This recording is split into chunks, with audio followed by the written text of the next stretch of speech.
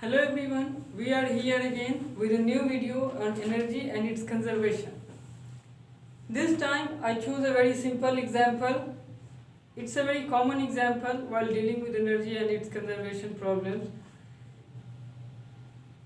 This is an example of a pendulum.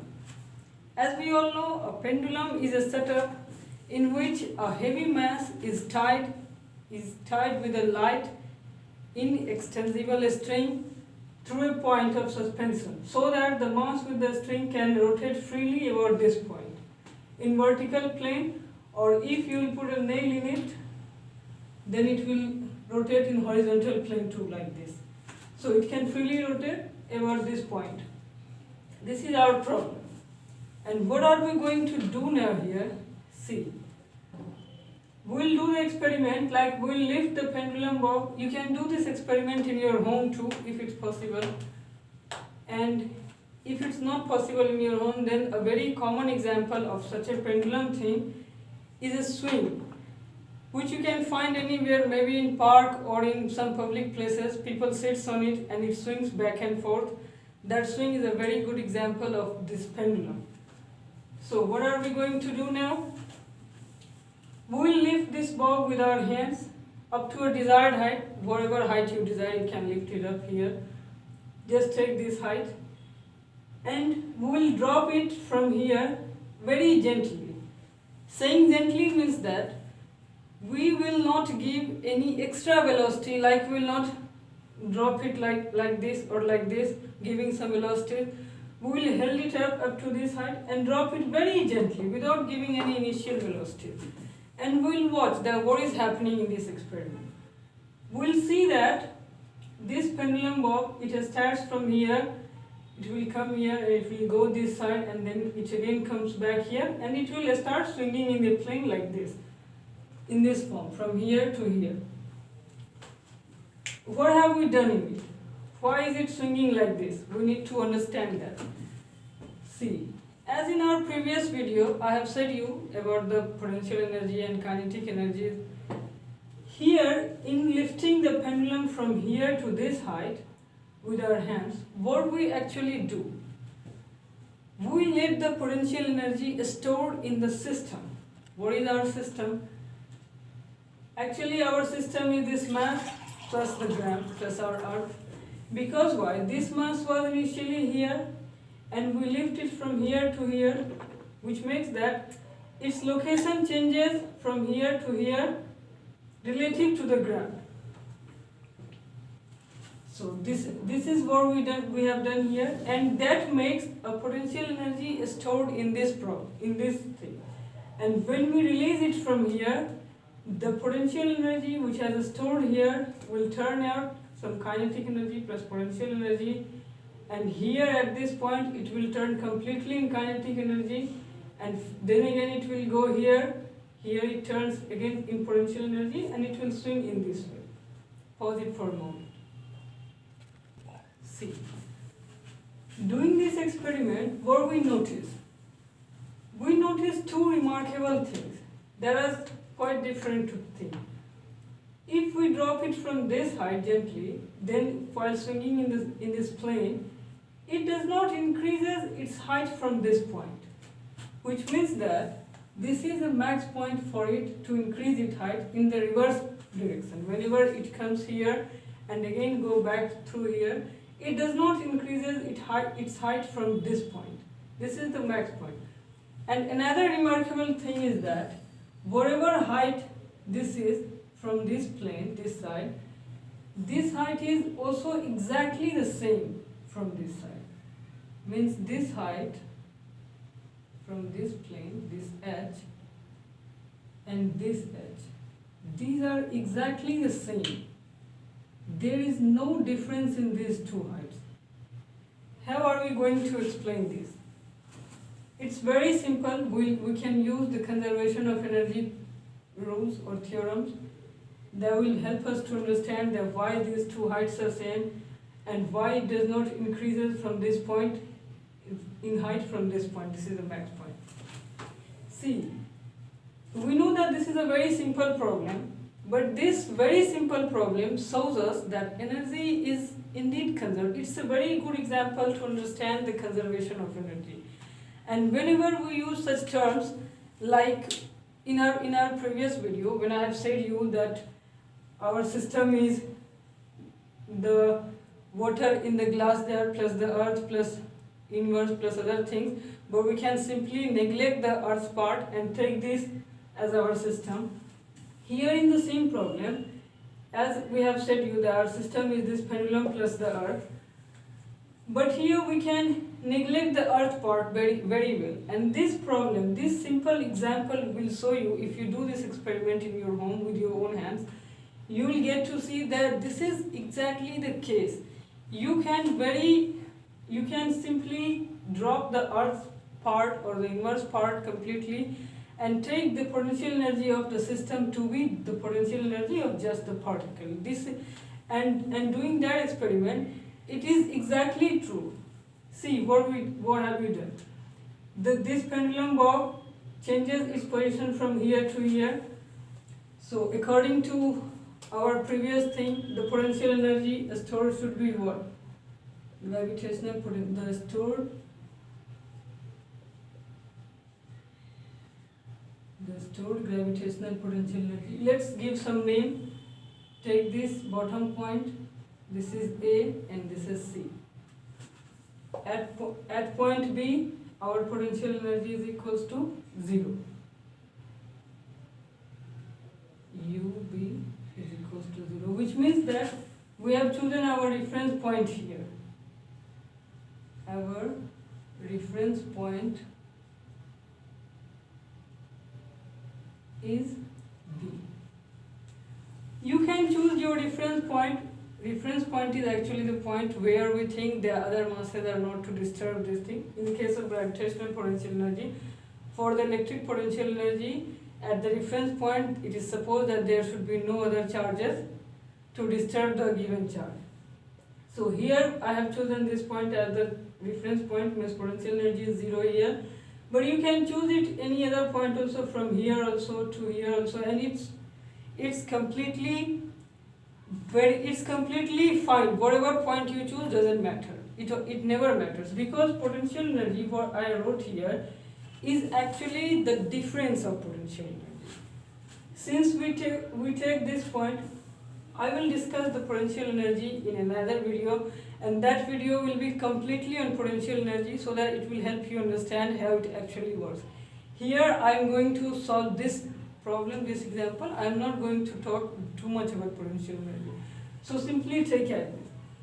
Then the potential energy at the gravitational potential energy at A is equals to UA. This will be simply mgh, if this is our height from this point. This is our mgh, and I'll show you that that in another direction it will also be the same. Pause it where? Go. See, I have written here the same thing. Potential energy at B is 0, it's our reference point, and at A it is mgh. And see, as I said you, the energy is always conserved.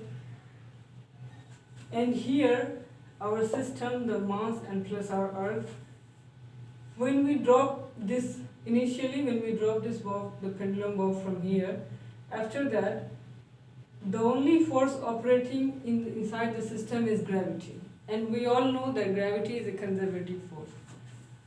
I will discuss about the forces in my next video. For now, you can understand the conservative force is just a force which does not depend on the path taken.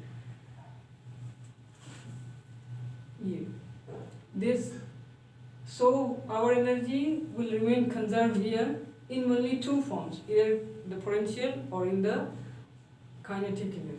That is the two forms. So we can randomly take energy at any point and conserve, and we'll find that our conserved energy will be at any point. See this, take this. It's already working. It's just now. At any point, I need to wipe it up a little. At any point, our energy will be simply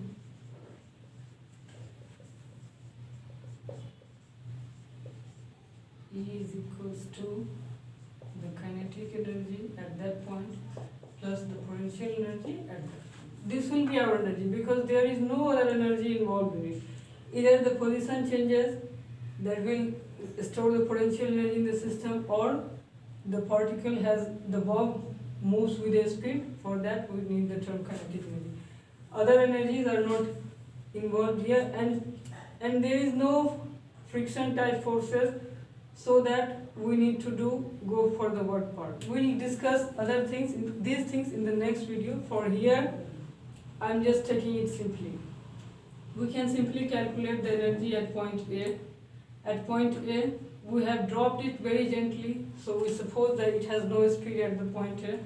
So the kinetic part will be 0. This part will be simply 0, and the potential energy, as you say, it's mgh. Now come at the point B. Energy at B, this bottom point. Whenever the bob arrives here, we have chosen the reference point as B. So here you can see that whenever the bobs arrive here, it has a very fast speed. Actually, it's the fastest speed in between the whole path. So here the kinetic energy will be half mv squared. Simply take this B at this point plus potential energy is 0 since it's a reference point, and just come here up to the point C. As I have said you that at point C, while doing the experiment, we will see that at point C the bob, this pendulum bob, this mass gets stopped for a moment, for a very small moment, but it gets stopped there, which means that its velocity at C will be 0. So here this part, our VA is equals to 0, and again at C our VC is equals to 0, so kinetic energy part will be 0, and what left with us is the potential energy. And as we can see that EA, EB and EC, all the three of them must be the same exact value. So here if this part, the kinetic part, is already 0, which means that the potential part has to be exactly mgh. It can't be less than mgh, it can't be more than mgh, it will be exactly equal to mgh, and that shows us that this height and this height means the initially from where we have dropped it and at the final path where it stops momentarily, these both are exactly same height from the bottom plane of this pendulum. Or maybe if you take this height, then this height and this height, they are exactly same. There is no change. So here I have seen it. Pause it for a moment. We have find the energy at these 3 points A, B and C, and we can do it at any random point in the path of this pendulum, moving pendulum. Suppose we have taken this random point D. What is the energy here? What is the supposed energy here? As I have said you, the kinetic energy and potential energy, the total energy is just the sum of these two. So energy at D is equals to the kinetic energy at point D of this and the potential energy at point D. What is our kinetic energy at point D? It's simply half mv d square. The speed of the bob at this point is supposed to be vd, and this mgh, this is the potential energy at point D. And what is this height h dash? This h dash is this height from this point. This height is h dash. Means the height of the pendulum bob from this plane. This is our h dash. You can get a lot of problems based on this type in your textbook, and you can simply derive the unknown because ED is equals to EA is equals to EB is equals to EC, or maybe any other in this whole path, any random point can be selected and the energy of all the points are exactly equal. So you can find the unknown whatever they say in your problems, in your textbook problems. And usually in our books, this height is given L and this angle is given theta. So then you can find the h dash. It's very simple. In the general books, you can see that these are the things that one needs to find. See, ED is equals to half mv square plus mg and h dash. What is h dash? This is the pendulum, the length of the string in which the pendulum is tied. This is also the length of the string. So this will be, if this is L and this angle is theta, then this length will be L cos theta, and we need this height, which means L minus L cos theta. This is simply h dash. Our h dash, this height we can find using it. This is a simple geometrical thing, you can understand it. And that turns out to be half m vd square plus mgl 1 minus cos theta. And this energy can be equated with any energy at point B, energy at point A, or energy at point C. Whatever you have given in your book, you can equate this thing with the given point, and then you can find the unknown, whatever is unknown for you.